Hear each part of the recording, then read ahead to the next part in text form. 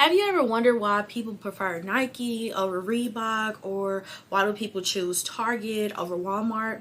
Well, that basically comes down to competitive advantage. And so that's what this video is about today. And as a small business owner, it's important that you understand that to thrive and to establish who you will be as your business grows. So hi, my name is Keisha with no H, and welcome to my channel. I'm a small business owner. I have an online boutique called The Pink Trunk where we make every day a fashion statement. I'm a full-time employee and I'm also an MBA grad. So I learned about competitive advantages while I was in grad school, and I think it's a wonderful topic to really dissect and understand basically your position in the market, and overall how will your business be profitable in the long run, and how would you choose your services or your products depending on what type of business that you have. So the three type of competitive strategies are cost leadership, differentiation, and the focus strategy. So when we talk about cost leadership, basically means that the business competes on price overall. Businesses like Walmart, Dollar Tree, and Aldi, their business strategy basically can fall under cost leadership because they compete on having the most affordable or lower prices compared to other grocery stores or other little stores compared to the industry in Dollar Tree. One of the big things about it because these type of stores compete on price, one of the downsides or risk of being a part by utilizing that type of strategy is that their peers can constantly undercut them by price, and it may be hard for them to want to adopt different strategies or have different product offerings. For instance, we could talk about how when Dollar Tree increased their prices by a quarter, even though it's only a quarter, people are used to that store only being $1, so some people weren't really happy with that. So any slight type of change, people aren't going to be happy with. The second type of strategy that we're going to talk about is differentiation. So basically what that strategy is where you apply different offerings that makes your business unique, innovative, and very high quality.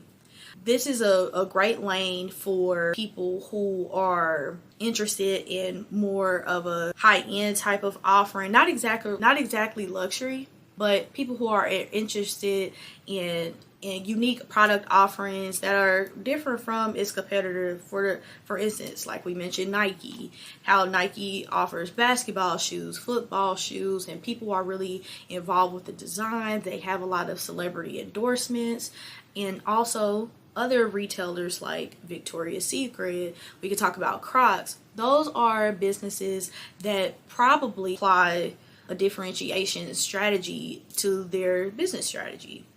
So using a differentiation strategy may be expensive on both the producer and the consumer because you're usually competing on high innovation or on quality. And by investing into innovative products or services or high quality, those things do not come cheap, and you can't cut costs because your customer is now a loyal customer and they expect that they're going to get something of high quality or something that's different than the others. It runs faster, whatever that may be. And also on the consumer, they may really enjoy your products after a time, but they may substitute for something cheaper. But that's what it is to utilize a differentiation strategy. And then the last strategy that we're going to talk about is the focus strategy. Now, when you use the focus strategy, you're really targeting a niche market, which is really could be on two sides of the spectrum. It can really focus on high-end luxury brands or budget conscious type customers. For example, on the luxury side, we could use Tesla, where people who buy Teslas, they are into the new technology. Tesla cars haven't been around that long compared to its other competitors, and the shape and the makes and models of them.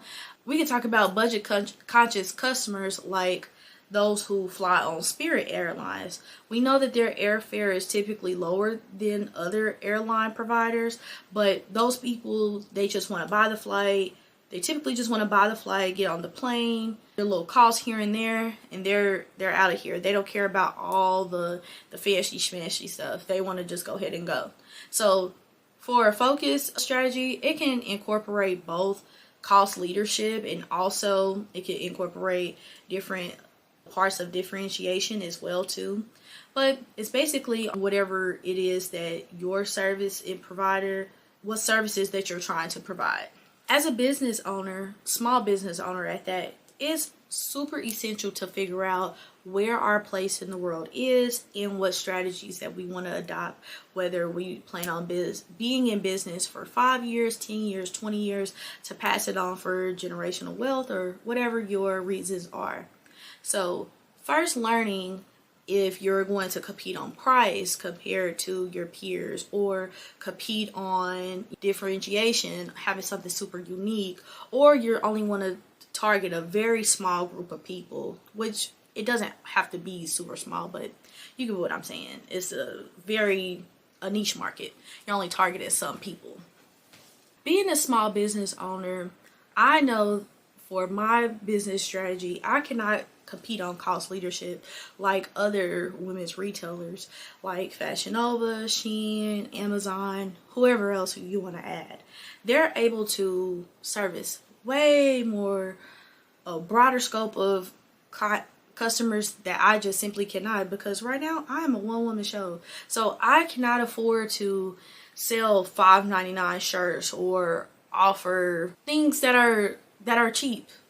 Let me just say that I can't offer things that are cheap because I simply do not get the pricing that they offer.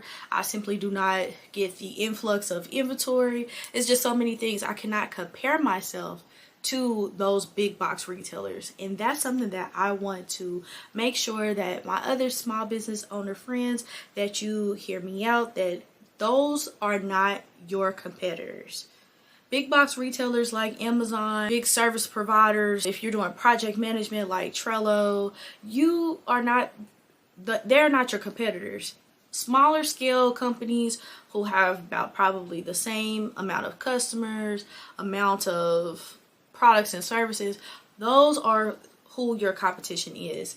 And that's something that you'll want to focus on, to really analyze how are they marketing to their customers, how do they get their products to their customers, how do they get their services to their customers. That's what you want to focus on when you're trying to figure out what strategy that you want to use and which one aligns best with your strengths and what you can do as output. Now, when you figure it out, what strategy that you want to adopt for your business, or you've been in business for about a year or 6 months or so, and you figure out, oh, this isn't working, so I want to do something else. I hope that you've thought about this and like, okay, maybe I can compete on differentiation, or maybe I should just focus on this group of people. These are the people that I want to serve every time.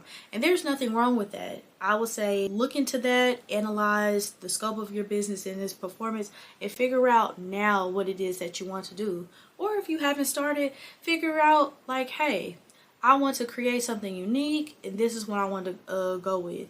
Or if you have the funds and you have the investments, I know if I'm able to serve these many people who can't afford this type of product, but I'm going to be able to provide it for them, or I'm able to provide this service a little bit less, so I'm going to compete on cost, then I say go ahead, go for it. But make sure that you do your research to figure out how that's going to work with your profits, and also if that's going to actually make you money.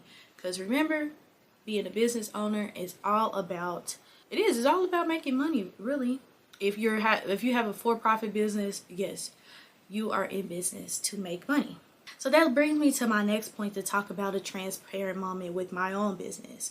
Starting out, I didn't have a thorough understanding of business, and that's mainly why I reiterate over and over that you are in the business to make money.